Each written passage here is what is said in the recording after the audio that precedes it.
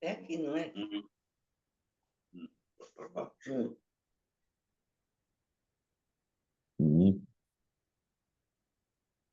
Hum.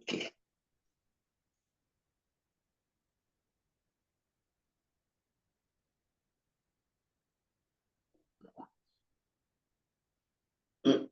vou ativar o mudo aqui. Beleza.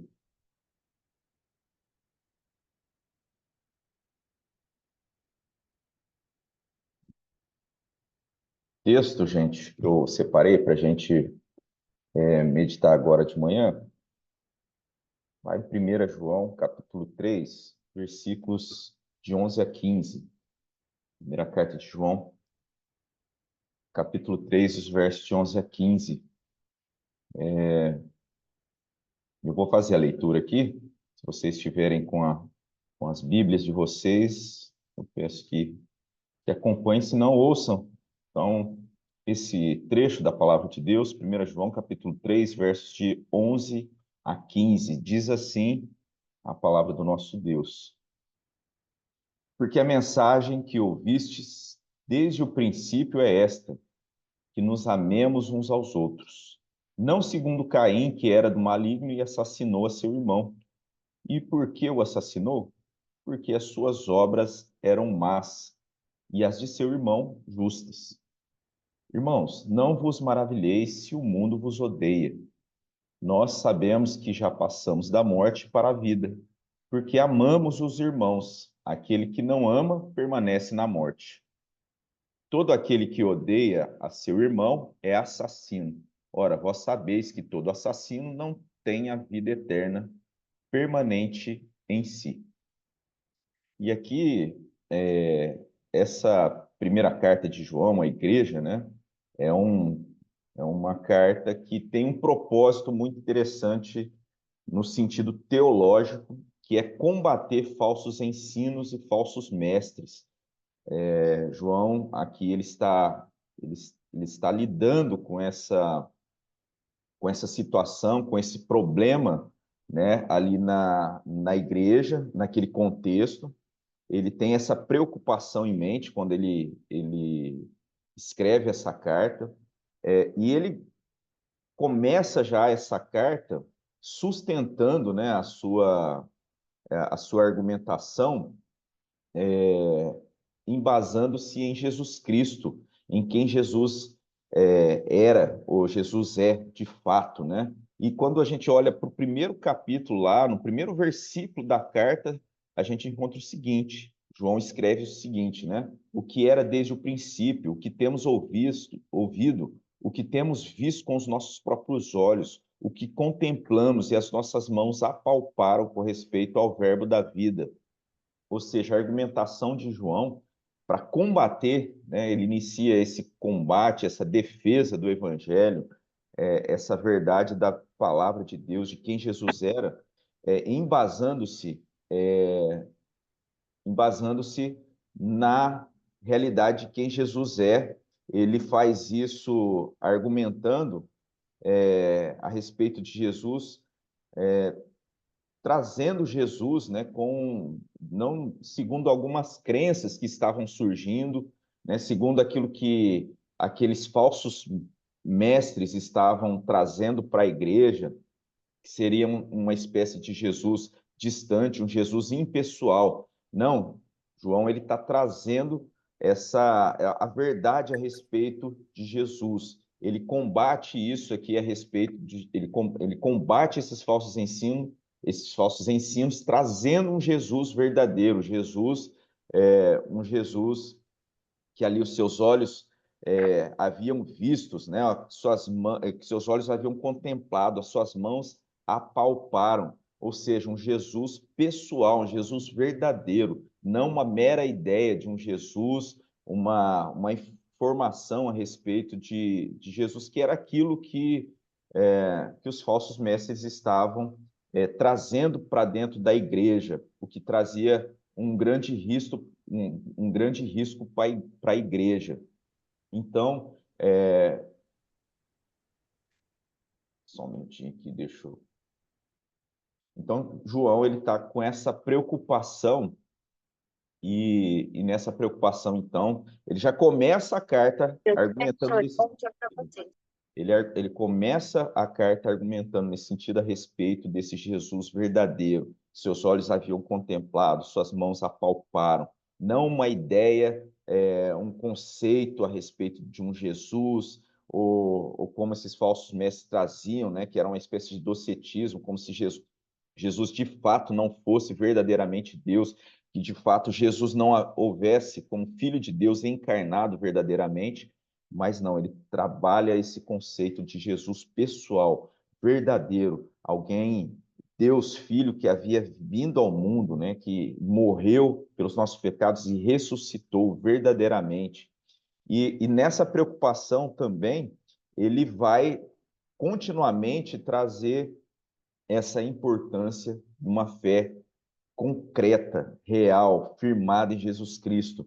E aí ele continua a argumentação, e quando a gente olha para 1 Coríntios, no capítulo 2, 28, ele vai novamente trazer isso, né? A importância de se estar firmado em Jesus, né? De ter essa fé embasada em Cristo Jesus. E lá em 1 João 2, 28, ele vai escrever, né? Inspirado pelo Espírito Santo, nesse trabalho, nessa defesa contra os falsos ensinos, ele vai dizer o seguinte: filhinhos, agora, pois, permanecei nele, para que quando ele se manifestar, tenhamos confiança e dele não nos afastemos envergonhados na sua vinda. Então, em todo momento, ele traz a centralidade de Jesus Cristo, da obra de Jesus Cristo, Jesus como a verdade, né, com o caminho, a verdade e a vida, é o que ele vai escrever no Evangelho, né, lá em 14:6, seu Evangelho, mas aqui também nessa carta, que é uma carta de importância intelectual, de importância teológica, ele trabalha o embasamento ali da sua obra em Jesus Cristo. E tem alguns aspectos aqui que, quando a gente olha, já no capítulo 3, quando ele faz depois de fazer toda essa argumentação, então, a respeito de Jesus Cristo, para embasar, combatendo, então, os falsos mestres, os falsos ensinos, ele vai trazer algo que a igreja deveria se pontuar de forma prática, que seria o desdobramento desse ensino, dessa verdade, de uma vida embasada em Cristo Jesus. Isso se desdobraria em algumas práticas, em algumas formas de se viver essa verdade, né? E a primeira delas é isso, que está ligado com o amor uns aos outros. E quando a gente vê o versículo 11 e 12, né? Porque a mensagem que eu ouvi desde o princípio é esta. Então, de certa forma, ele está concluindo ou até fazendo um resumo daquilo que ele havia falado, trazendo que o resumo disso, da sua argumentação, da verdade de Jesus Cristo, ela estaria se desdobrando no amor uns aos outros, né? Porque a mensagem que eu vi desde o princípio é essa, que amemos uns aos outros, não segundo a Caim, que era do maligno, e assassinou o seu irmão. E por que o assassinou? Porque as suas obras eram más, as de seu irmão justos. E eu vejo aqui que, de forma muito prática, né, o que João está dizendo aqui, que existe um potencial muito grave, né, assim, um potencial muito forte nos relacionamentos, e que a igreja, diante desse desafio dos falsos ensinos, de falsos mestres, de oposições também, perseguições que estavam acontecendo naquele contexto, que a igreja precisaria estar enfrentando, a igreja deveria estar sendo uma igreja forte, uma igreja sustentada, edificada sobre a verdade de Jesus Cristo, uma igreja cristocêntrica, uma igreja que buscasse ali os conceitos estarem todos em torno daquilo que a palavra de Deus ensina.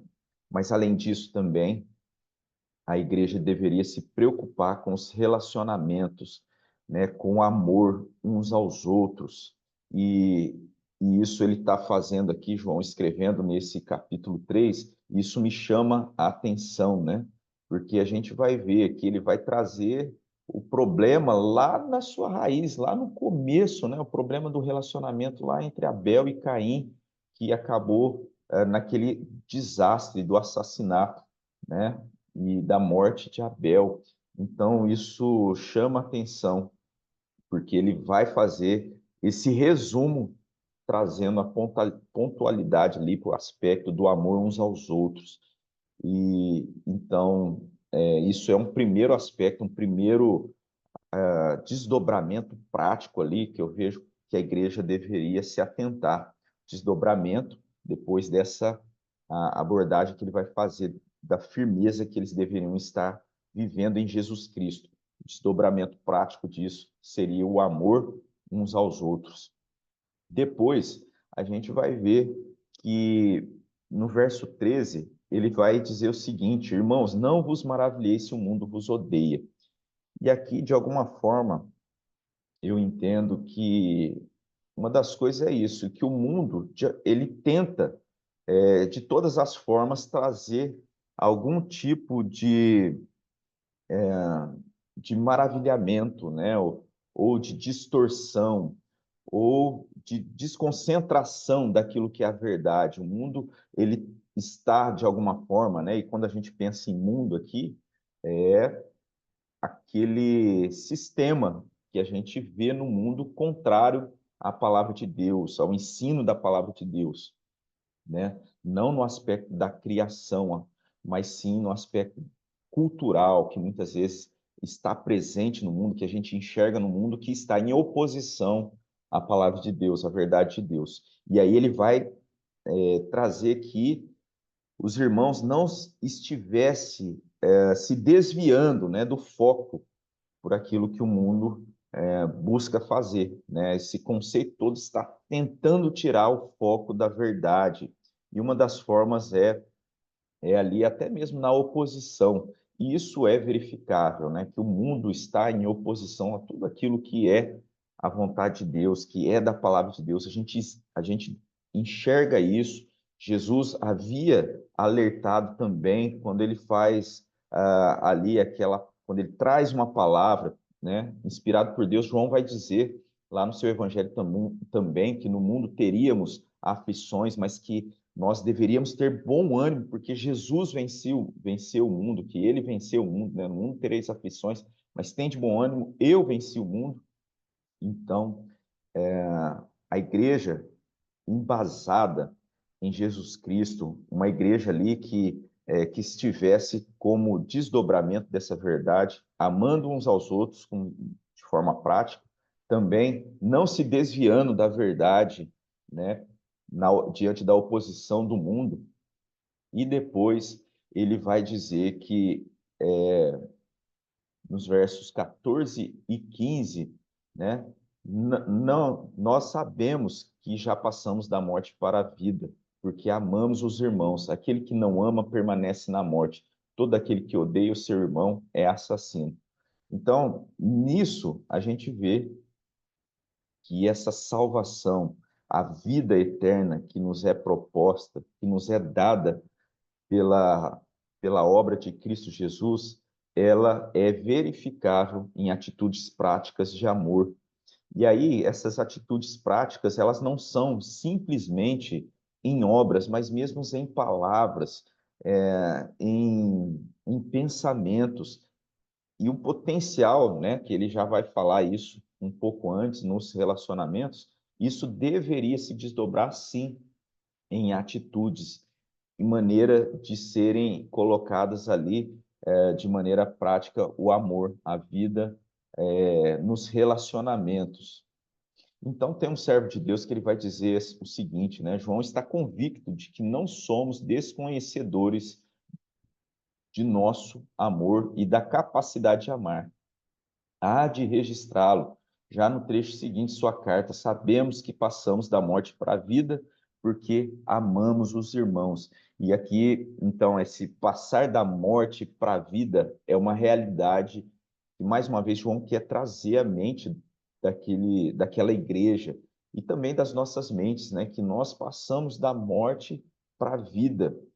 E Jesus é essa vida. Por isso a preocupação de João em estabelecer que realmente a igreja estivesse firmada em Jesus Cristo, nessa verdade, não simplesmente conceitualmente, como algo distante, impessoal, mas de forma verdadeira, aquilo que os olhos dele havia contemplado, suas mãos apalparam. Isso deveria estar sendo verdadeiro, vivenciado. E a partir disso, o desdobramento nos relacionamentos, no amor, de forma prática. E aí esse servo de Deus ainda continua. É verdade que aquele que ama perceberá com pesar sua falta de amor e saberá que no amor sempre permanecemos devedores. Quando a gente fala, né, é interessante, a gente fala de amor uns aos outros, que devemos amar, é algo assim que a gente busca, né? Até a nossa igreja, ela tem muito essa ideia de trazer realmente isso para a vida da igreja, né? Em sermos uma família de discípulos de Jesus. Isso está ali como um resumo da missão da nossa igreja, né? Uma família de discípulos de Jesus. Isso envolve o amor.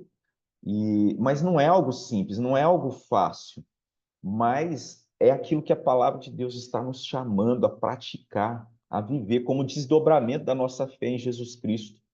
E, e esse autor ele vai dizer que essa busca, essa meta que a gente deve ter de amor uns aos outros, não é algo simplesmente que a gente alcança e pronto. Não, é algo que a gente entende a nossa falta muitas vezes em viver esse amor. Entendemos que nós somos devedores desse amor uns aos outros, né? E a gente percebe isso e busca, mesmo nessas faltas, a preencher essas lacunas, né? E aí ele vai dizer, ele continua dizendo o seguinte: reconhecerá suas múltiplas injustiças, seu fracasso. Então, esse autor está dizendo, a gente vai percebendo que a gente muitas vezes vai fracassar no nosso amor uns aos outros, né? Que isso também desagrada a Deus, e ele vai chamar isso de pecado, seu pecado.